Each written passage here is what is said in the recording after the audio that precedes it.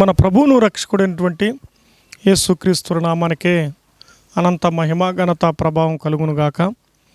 షాలేం స్వరం చూస్తున్న మీకు అందరికీ కూడా ప్రభు పేరిట వందనాలు. బిడ్డలు ఎంతోమంది ఇంటర్మీడియట్ పరీక్షలు రాశారు. దేవదేవుడు మంచి రిజల్ట్స్ అనుగ్రహించాడు. కొంతమంది మార్కులు తక్కువ వచ్చని మీరేం బాధపడవద్దండి. మరలా ఇంప్రూవ్మెంట్ రాయడానికి అవకాశం ఉన్నది. ప్రభు సహాయం చేస్తాడు. మీ పక్షాన్ని అందరూ ప్రార్థన చేస్తారు. అలాగే కొంతమంది ఫెయిల్ అయిన వారు ఉన్నారు.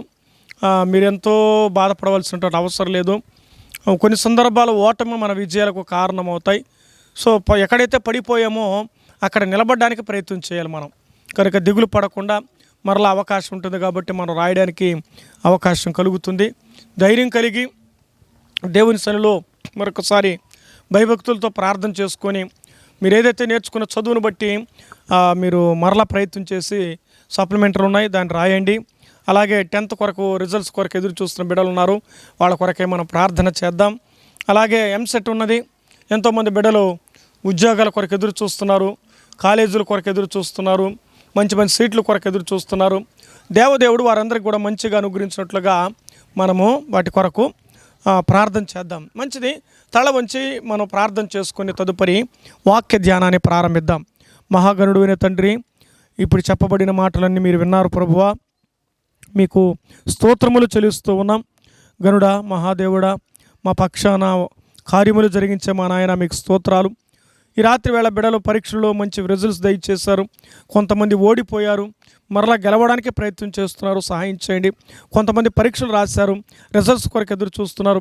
కొంతమంది చదువులు పూర్తయిన ఉద్యోగాల కొరకు ప్రయత్నాలు చేస్తున్నారు ప్రభువా.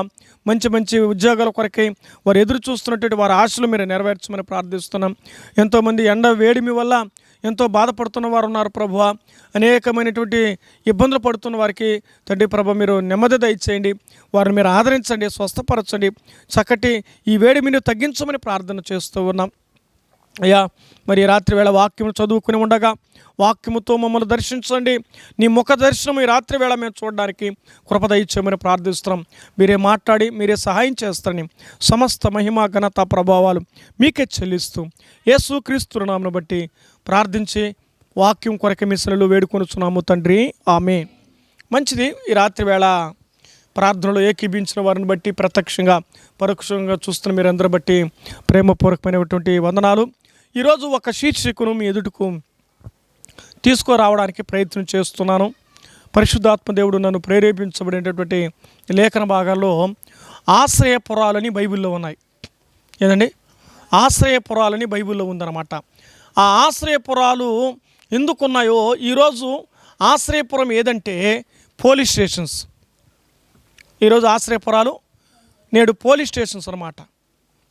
ఆ రోజు దేవుడు మోషే ద్వారా ఆశ్రయపురాలు నిర్మించాలని, వాటిని ఏర్పరచాలని దేవుడు తెలియచేశాడు.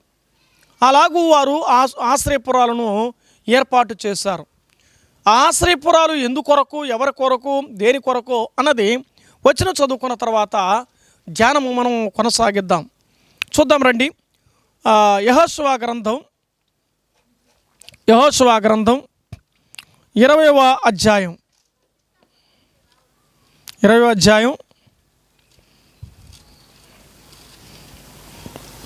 వచనం చదువుకుందాం.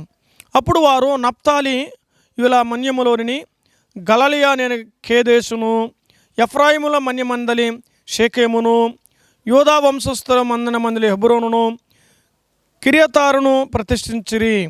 తూర్పు దిక్కున యోర్దను అవతల యెరికోనొద్ద రూబేనుల గోత్రములో నుండి మైదానం మీదనున్న అరణ్యములోని బేసేరుగాను, గాదీల గోత్రము నుండి గిలాదులోని రామోతును, మనషీల గోత్రములో నుండి బాషానులోని గోలానును నియమించిరి.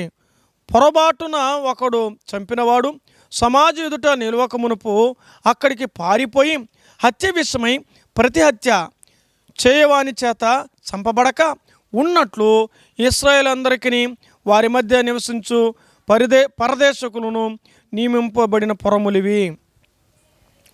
ఈ వచనమును ప్రభు మన వినికిడిలో ఆశీర్వదించునుగాక. యెహోషువ గ్రంథం 20వ అధ్యాయాన్ని మనం చదువుకున్నాం. ఈ 20వ అధ్యాయంలో మనం చూడగా ఏం చదువుకున్నామంటే ఆశ్రయపురం అని చదువుకున్నాం. నేను దీనికి మరికొన్ని వచనాలు మీకు చెప్తాను, అన్నీ చదవను కానీ వచనాలు ఇస్తాను మీకు. నేను ప్రారంభంగా 3 పుస్తకాలు దీని గురించి ప్రస్తావించబడింది. ఒకటి సంఖ్యాకాండం, రెండవది ద్వితోపదేశకాండం, మూడవది యెహోషువ గ్రంథం. ఈ 3 గ్రంథాలు రాసినవాడు ఎవరు? ఈ 3 గ్రంథాలు రాసినవాడు కూడా మోషేనే కదండి. మోషే రాసి పంచస్కంధం అని రాయబడింది. ఈ 3 గ్రంథాల్లో సంఖ్యాకాండము 30వ అధ్యాయం 35వ అధ్యాయంలో 6 నుంచి 31 వచనాలు చదివితే ఆ ఆశ్రయపురాలు ఎందుకొరకో ఎవరి కొరకో ఏర్పడింది. ఆ తర్వాత ద్వితోపదేశకాండం 4వ అధ్యాయం 41 నుంచి 43 వచనాలు, అలాగే ద్వితోపదేశకాండం 19వ అధ్యాయము 1 నుంచి 10 వచనాలు, యెహోషువ గ్రంథం 20వ అధ్యాయం మొదటి 9 వచనాలు.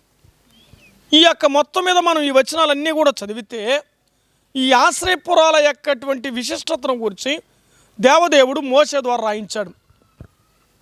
సరే, అంశంలోనికి మనం దాటక మునుపు వీటిని గురించి చూడాలి. ఈ ఆశ్రయపురాలు ఎందుకు అంటే ఆశ్రయపురాలు భద్రతను కలిగిస్తుంది. ఎవరికి భద్రత అంటే ప్రమాదములో ఉన్న వానికి భద్రత. ఏ ప్రమాదం అంటే ఎవరైనా కానీ ఒకరు చంపేస్తే మరొకడు వారి వంశావళులందరూ కలుసుకుని ఏం చేస్తారు, ఈ వ్యక్తిని చంపకుండా ఉండాలంటే వారు ఎక్కడికి వెళ్ళాలి? ఆశ్రయపురంలోనికి వెళ్ళిపోవాలి. ఆశ్రయపురంలోనికి వెళ్ళినప్పుడు ఎవరు కూడా అతను టచ్ చేయడానికి, అతను ఇప్పుడు పోలీస్ స్టేషన్లో పోయి సరెండర్ అయిపోయారు అనుకోండి, వాడిని ఎవరైనా ఏమైనా చేస్తారా? ఎవరేం చేయలేరు. ఈనాడు పోలీస్ స్టేషను, ఆనాడు ఆశ్రయపురం. ఎన్ని ఆశ్రయపురాలు ఎక్కడ ఉండాలంటే అక్కడ ముందుగానే ప్రస్తావించబడనమాట. ఈ ఆశ్రయపురాలు ఎక్కడ ఉంటే లేవీయుల మధ్యలోనే ఉండాలి. ఈ ఆశ్రయపురాలు 6 ఆశ్రయపురాలు లేవీయుల మధ్యలోనే ఉండాలి. వాళ్ళ మధ్యలో అది నిర్మించబడాలి. యోర్దానుకు పడమర 3 ఆశ్రయపురాలు, యోర్దానుకు తూర్పున 3 ఆశ్రయపురాలు, మొత్తం మీద 6 ఆశ్రయపురాలు అక్కడ నిర్మించబడాలి, అక్కడ కట్టబడాలి. ఎందుకు అని ప్రస్తావించబడుతూ ఉంటే ఎవడైనా ఒకడు పొరపాటున ఒక కథ చెప్పాడు అనమాట. ఆ కథ ఎక్కడికి వస్తామంటే మనం చదువుకుందాం చూడండి. ఆ కథలోనికి మనం రావాలంటే యెహోషువ గ్రంథంలోనే ఈ మాట మనం చదువుకున్నాం. ఇంకా మనం బాగా గమనం చేస్తే ఎవడైనా ఒకడు పొరపాటున అని ఒక కథ, ఒకడు వెళ్ళాడు పొరపాటున కట్టెలు కొడుతున్నాడు, గొడ్డలి ఊడి అనుకోకుండా వాని మీద పడినప్పుడు వాడు చనిపోతాడు. చనిపోయినప్పుడు వాడు ఏం చేయాలి? వెంటనే ఎక్కడికి పోవాలి? ఆశ్రయపురానికి వెళ్ళాలి. ఆశ్రయపురానికి వెళ్ళేటప్పుడు ఏమవుతుంది? అక్కడ భద్రపరచబడతాడు. ఆ ఆశ్రయపురానికి వెళ్ళినప్పుడు ఇతను ఎవరు చంపరు. చనిపోయిన వాళ్ళ కుటుంబం బతికిన వాడిని చంపిన వాడిని ఏం చేస్తారు? ఆ కోపంలో, ఆ పగలో, ఆ కక్షలో చంపుతారు.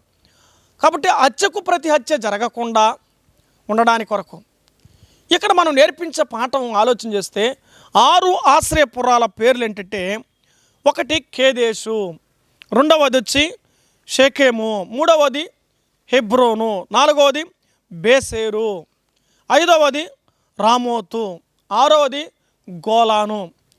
6 ఆశ్రయపురాలను దేవుడు నిర్మించమని చెప్పాడు. ఆశ్రయపురము ఎవరు అంటే ఆ రోజు పోలీస్ స్టేషన్లో ఎస్ఐ, సర్కిల్ ఇన్స్పెక్టర్ కావచ్చు, లేకపోతే ఏఎస్ఐ కావచ్చు, లేదా హెడ్ కానిస్టేబుల్ కావచ్చు, లేదా కానిస్టేబుల్ కావచ్చు, వాళ్ళ దగ్గర ఈ వ్యక్తికి ఏముంటుంది? భద్రత ఉంటుంది.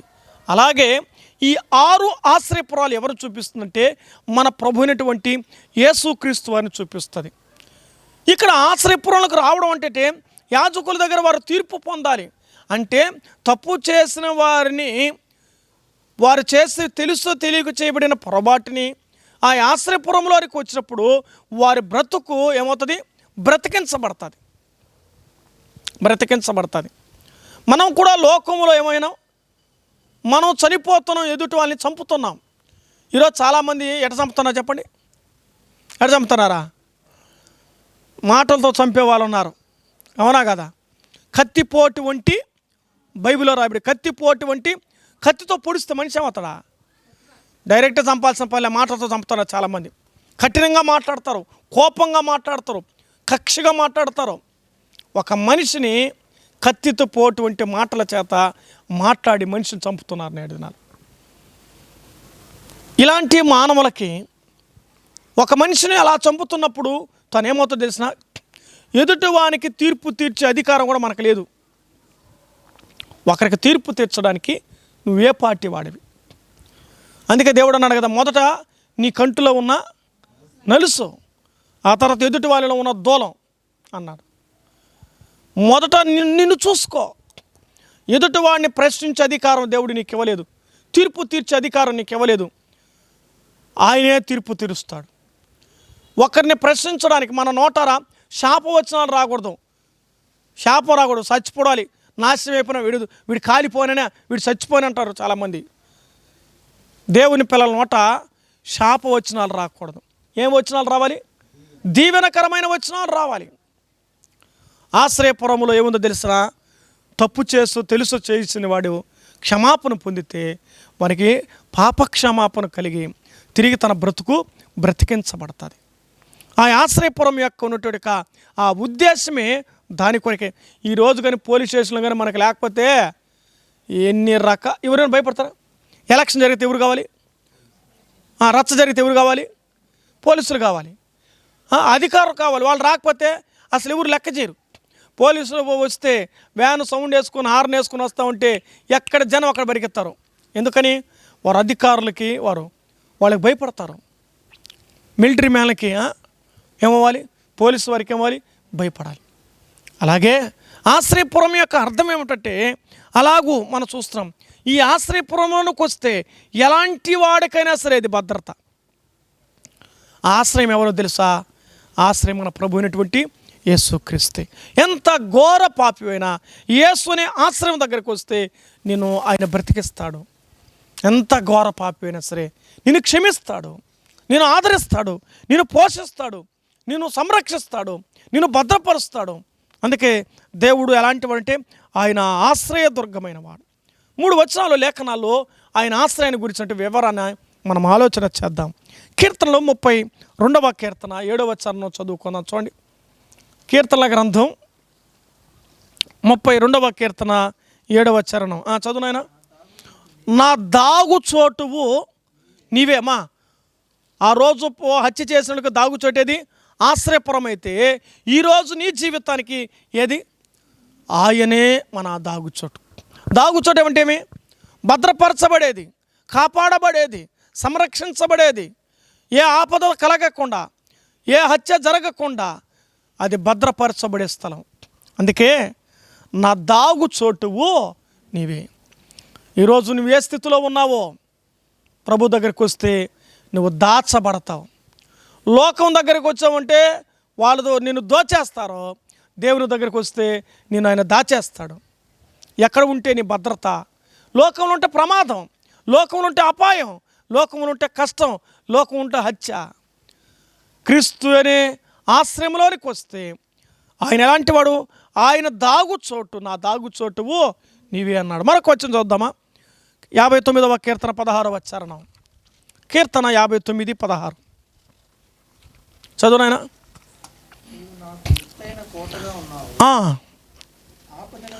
ఆపద దినమున అమ్మా, నీకే ఆపదలున్నా నీ ఆపదలు ఎవరు ఆశ్రయం? ఆయనే ప్రభు అయినటువంటి యేసుక్రీస్తు. నీ ఆపద దినమున ఆయన ఆశ్రయం. మా నీ కష్టం వచ్చిందా? నువ్వు బాధలో ఉన్నావా? నువ్వు రోగంలో ఉన్నావా? నువ్వు ఇబ్బందులో ఉన్నావా? నీ ఆశ్రయం ఎవరు తెలుసు? ఈరోజు నీ దేవుడే, ఆయనే ప్రభు అయినటువంటి యేసుక్రీస్తు. మనుషుల దగ్గరికి వెళ్తే నిన్ను అవమానిస్తారేమో, మనుషుల దగ్గర చెప్పుకుంటే నిన్ను హేళన చేస్తారేమో, నీకు జరగాలి కానీ, నీకు అవ్వాలి కానీ, నీకు కావాలి కానీ అని అంటారేమో. కానీ యేసు ప్రభు వారి దగ్గరికి వస్తే, అయ్యా నేను ఘోర పాపిని ప్రభువా, నా పాపాలు క్షమించు ప్రభువా, నా కన్నీళ్లు తుడువు నాయన, నా బాధ, నా కష్టం, నా దుఃఖం, నా వేదన, నా అంగళార్పు నేను ఎవరికి చెప్పుకోను ప్రభు అని వస్తే దేవుడు అంటాడు, ఆపద్దినం నేను నీకు ఆశ్రయంగా ఉంటాను.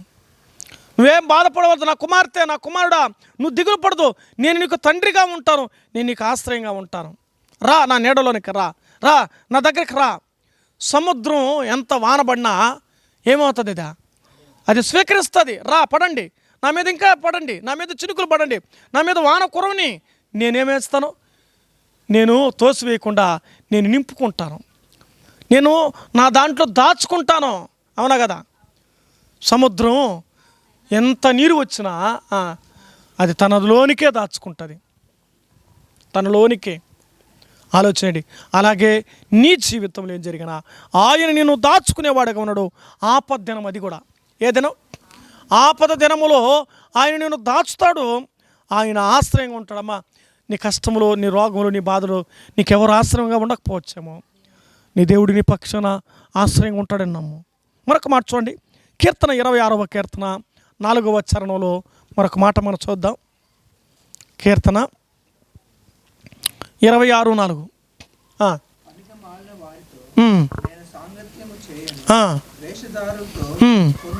చేయను, అక్కడ రాయబడిన మాట అంటే ఆయన నిత్యాశ్రయ దుర్గం అని రాయబడినట. దేవుడు ఎలాంటి వాడంట? నిత్యాశ్రయ దుర్గం అంటే నిత్యము ఉండేవాడు ఆయన. ఆయన నిత్యాశ్రయ దుర్గం అమ్మంటే నీకెవరు నీతో నేను ఉంటాను, వాగ్దానం చేసుకుని ఉంటారు, నువ్వేం భయపడదు, నేను తోడుగా ఉంటాను, నువ్వు ఉన్నంత వరకు. అంత వాగ్దానాల మాటలు నమ్మవు. వాగ్దానం చేసిన వాడు ఎవరో తెలుసా? నీ పక్షాన దేవుడు వాగ్దానం చేస్తే వాగ్దానం చేసిన వాడు నమ్మదగిన దేవుడు. ఆయన అన్నాడు ఈ రాత్రి వేళ, నేను నీకు ఎలాగుంటాను? నిత్యాశ్రయ, నిత్యము ఉండే నేను ఆశ్రయంగా ఉంటాను. ఇహ పరములలో నేను నీకు ఆశ్రయం, ఇహ పరములో నీకు ఆశ్రయ దుర్గం, ఇహ పరములో నేను నిన్ను ఆదుకుంటానన్నాడు. పురము ఏం చేస్తుంది తెలిసిన? అది ఆదుకునే స్థలం. పురం ఏం చేస్తుంది తెలిసిన? అది భద్రపరిచే స్థలం. పురం ఏదో తెలిసిన? అది కాపాడే స్థలం. పురం ఏదో తెలిసిన? అది నిన్ను ప్రమాదం నుంచి తప్పించే స్థలం. పురం ఏదో తెలిసిన? ఏ ఆపద నీకు కలగకుండా రక్షించే స్థలం. అదే దేవుని మందిరం. ఈనాడు పోలీస్ స్టేషన్ మనం వింటున్నాం, దానికి మరొక పదం తెలిసిన? అది దేవుని మందిరం. దేవుని మందిరములోనికి వస్తే నువ్వేమవుతావు? ఎంత పరిస్థితున్నా నువ్వు తప్పించబడతావు. లోకమైన ప్రమాదం నీ మీదకి వచ్చినా నువ్వు తప్పించబడతావు, నువ్వు కాపాడబడతావు, నువ్వు సంరక్షించబడతావు అని లేఖనములో మనం చూస్తూ ఉన్నాం. కనుక ఎన్ని పురాల గురించి చదువుకున్నాం మనం? 6 ఎన్ని పురాలరా? 6 ఆశ్రయపురాలు. 6 ఆశ్రయపురాలలో ఈరోజు ఒక ఆశ్రయపురాన్ని గురించి మనం చదువుకుందాం. ఆ ఒక్క ఆశ్రయపురం మొదటిదేది మనం చదువుకున్నాం కదండి. ఫస్ట్ది కేదేశు. ఏం రాసుకోవాలి? కేదేశు. మీరు కావంటే చదవండి. యెహోషువ గ్రంథం 20వ అధ్యాయం 7వ వచనం చదువు నాయన. యెహోషువ గ్రంథం 27 ఏం రాయబడింది?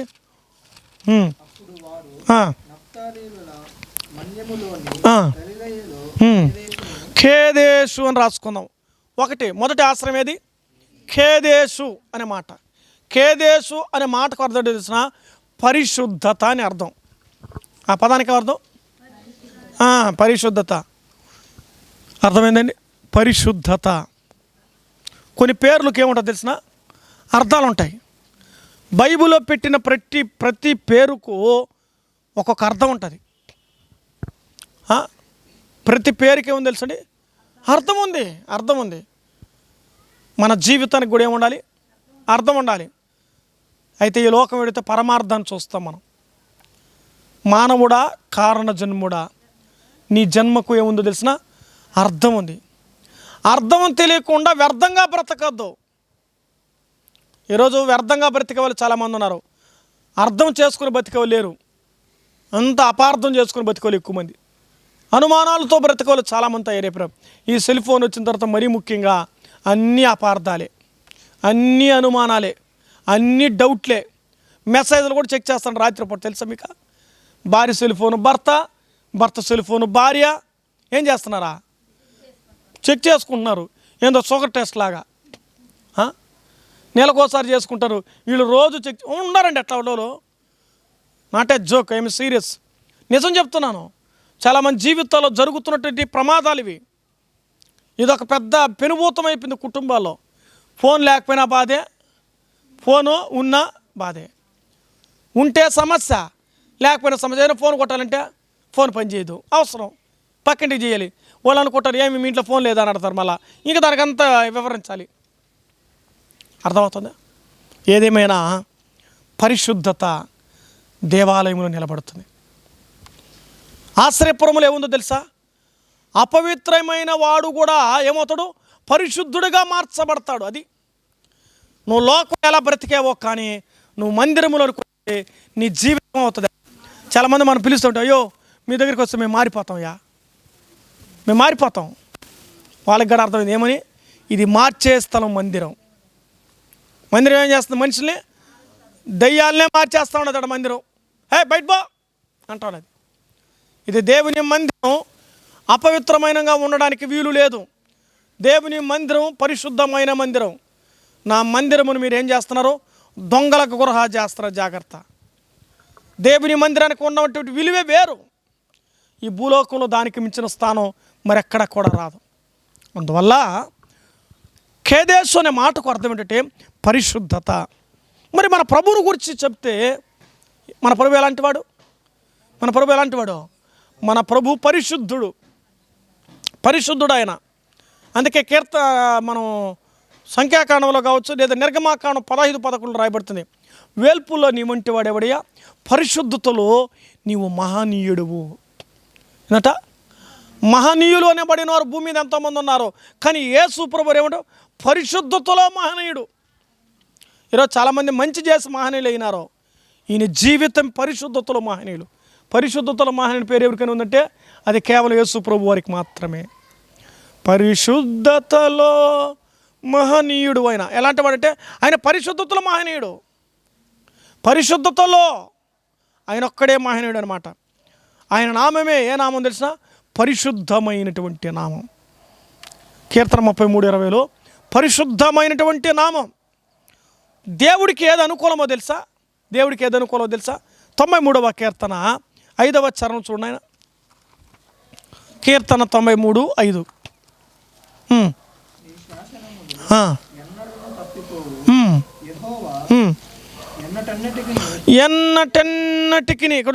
ఎన్నటెన్నటికి పరిశుద్ధతయే నీ మందిరానికి అనుకూలమా.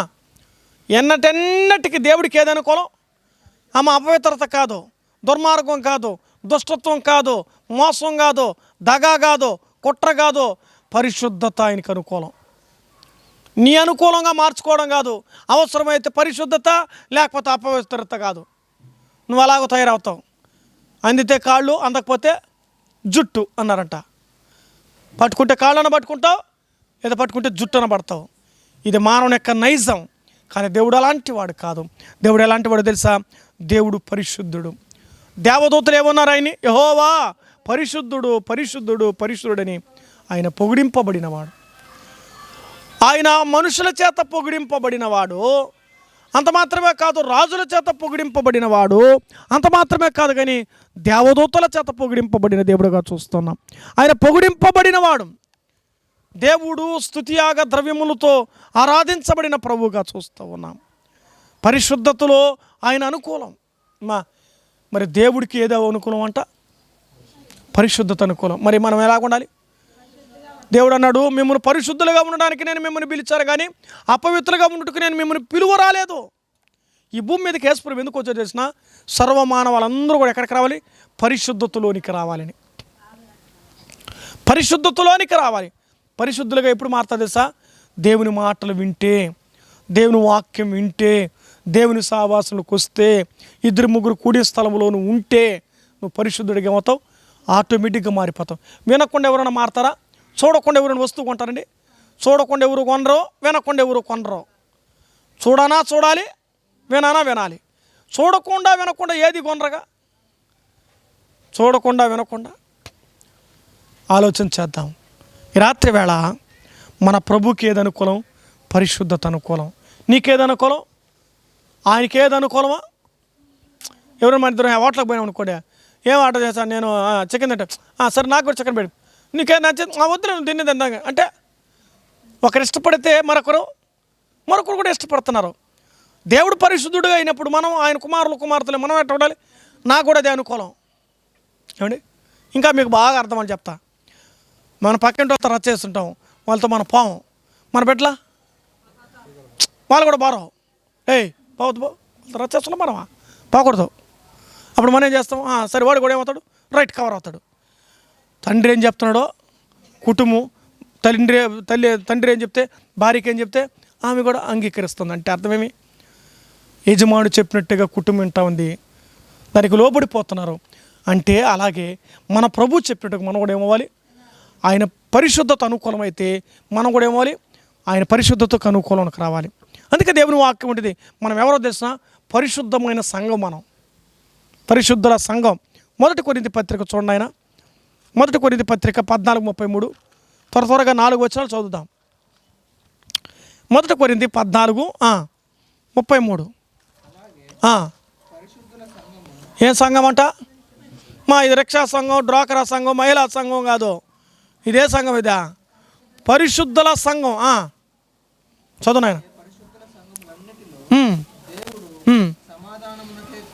కర్త చాలు. పరిశుద్ధుల సంఘాలు ఉన్నాయి. తిరుపతిలో ఉన్న పరిశుద్ధ సంఘమునకు అని రాయబడుతుంది.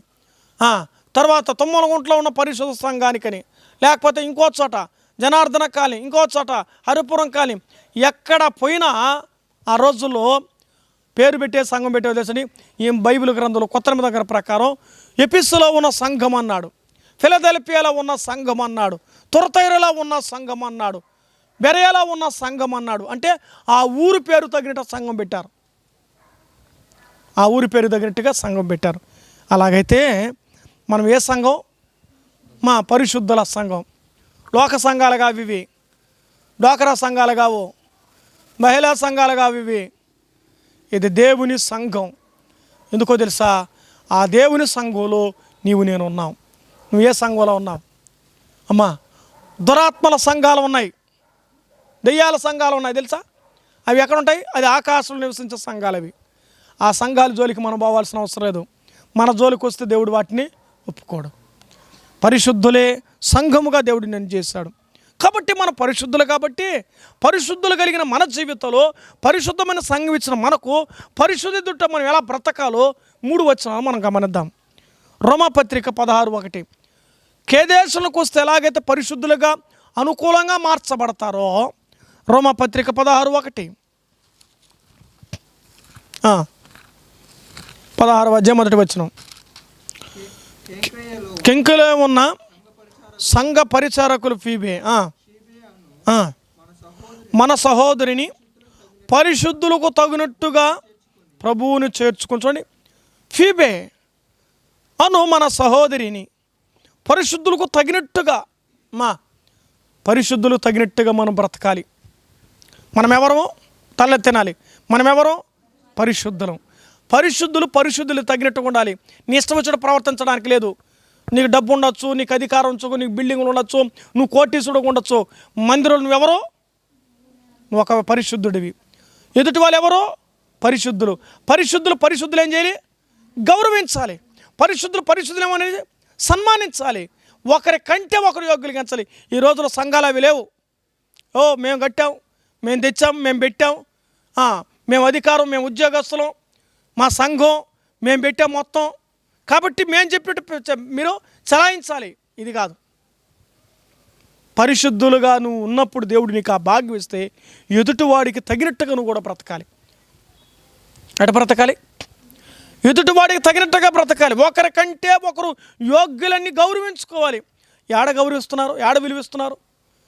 ఈ రోజులో ఏమంతా కూడా ఏమైపోయిందండి? హోదాలు చూస్తున్నారు, పలుకుబడి చూస్తున్నారు, ఉద్యోగస్తులా చూస్తున్నారు, అధికారులు చూస్తున్నారు. వాళ్ళని బట్టి విలువిస్తున్నారు తప్ప వాళ్ళు పరిశుద్ధుడు, వాడు పేదవాడైన పరిశుద్ధుడు, వాడు సామాన్యుడైన పరిశుద్ధుడు అని గౌరవించేవాళ్ళు ఎవరు?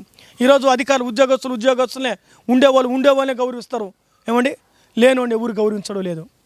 ఓ సంఘంలో ఒకసారట, ప్రభువా యేసయ్యా ఆరాధనలో ప్రార్థన చేయాలి. యేసయ్యా నేను ఒట్టోడు మట్టోడు నాయనా, నేను పేదోడు ప్రభు, చదువురాను ప్రభువా, నన్ను ఎవరు గౌరవించలేదు మందిలో ప్రభువా, నువ్వే చూసుకోనాయనా, నన్ను కాపాడు ప్రభువా, వీళ్ళు ఎవరు చూడకపోయినా నాయనా. ఏడా?